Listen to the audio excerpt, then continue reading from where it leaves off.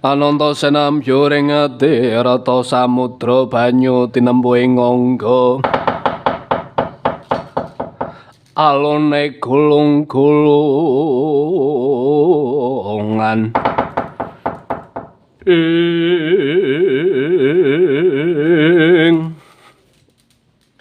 Piye, Pak? Gone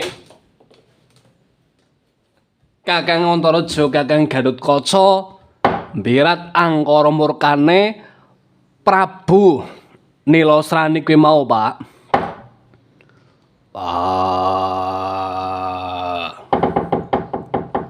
Degleng Antasena anakku lanang. Iya, Pak. Piye, Pak? Pangestune Gusti ngijabahi kangmasmu Antaraja lan Gatotkaca bisa mbirat wadyabala sabrang saka ing negara Nusa Kambara kang bakal reridu marang daupe risang pinanganten Yugagung Ngira Antasena. Syukur bagi sewu seketi jumurung. Yen pancen Kakang Gatotkaca apa dene Kakang Antaraja kuwi mau bisa mbirat angkara murkane Ratu Sabrang kuwi mau kang bakal njegal marang daupe si Antasena. Lan aku percaya, Pak, kodrating Gusti kang murbeng dumadi ora bisa diwiradati kalawan samubarang apa wae. Yen pancen bener-bener Tirtawati kayangan atmajane Iwang Pukulun Bathara Yamadipati wis dadi jatukramaku, wis dadi duwekku, mestine ora bakal kurang-kurang jalaran rak ngono kuwi, Pak. Bener nggih. Jalaran apa?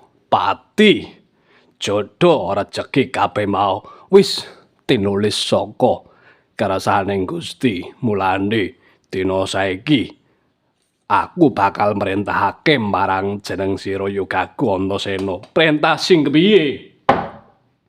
Sawise angkara murkane Ratu Sabrang lunga saka Praja Ngamarta. Ayo nyemplunga segara. Pamriye Antasena golek nyemplung segara ki apa, Pak? Pamriye njaluk pangestu marang ibumu Dewi Orangayu karepen dipangestuni jodhone risang pinanganten sakloron Yugagung Antasena kelawan Bathari Tirtawati. Jalaran apa nggih? Donganing biyung kuwi mau mandi Gusti bakal ngijabahi. Bener. Bener, Pak. Dongane biyung ki mau mandi, paribasan biyung ki mau pertapan keramat 9 wulan 10 dina. Wis ngandhut punang jebing bayi. Ora ana loro telu ya ki mau rekasaning si biyung. Jalaran apa nggih? Nek dongane biyung kuwi mau pertapan kang ngandhut jeneng sira pun bapa kang ngukir jiwa ragamu. Sembah kuwi mau ana 5 perkara. Bener. Ngendikane Winasis, sembah kuwi mau ana 5 perkara ya, Pak. Bener. Kang sepisan nyembah marang sing gawe urip. Lantarane kudu srana ngibadah kanthi agamane dhewe-dhewe. Bener.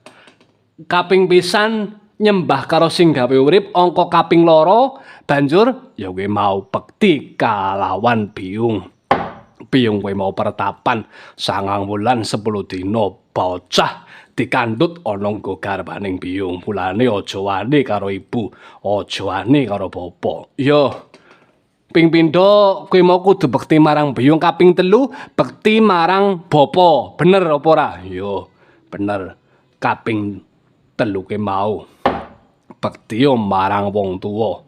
Wong tuwa lanang bisane ana anak ya ana wong tuwa lanang kang nandur wiji oning bumine biyung. Ya bener. Lah banjur angka kaping 4, angka 4 kuwi mau bekti marang guru. Sapa wae kang wani marang guru tundhone bakal kewalat jajipat asma pengal. Bisane murid pinter ya ana lantarane guru. Mulane guru ki mau jarwa dosake digugu lan ditiru. Iya, pancen guru ki mau gentine wong tuwa ana ing madyaning papaning pawiatan utawa gentine wong tuwa ing madyaning papaning sekolahan ki mau. Lah banjur angka kaping 5 ki nyembah karo sapa, Pak? Ora ana nolol telu, ya ki mau bekti marang negara. Bisane negara duweni undang-undang, negara duweni peraturan, kuwi mau supaya uripe kawulane ki mau adem ayem tentrem, ora nganggo kekerasan, ora sak karepe dhewe nggone urip bener. Yen pancen wis gamblang cetha lan terwaca apa dene dawuh Bapak Werkudara sawise Praja Ngamarta kuwi mau tentrem dening kangmasku Kakang Galukaca apa dene Kakang Mas Antareja yen pancen kaya ngono aku njaluk pangestumu ya Pak, njaluk pangestumu lan njaluk dongamu muga-muga nggone Antasena kuwi mau nglakoni jejodohan kelawan Dewi Tiretawati ora ana alangan. Jalaran opo, Pak?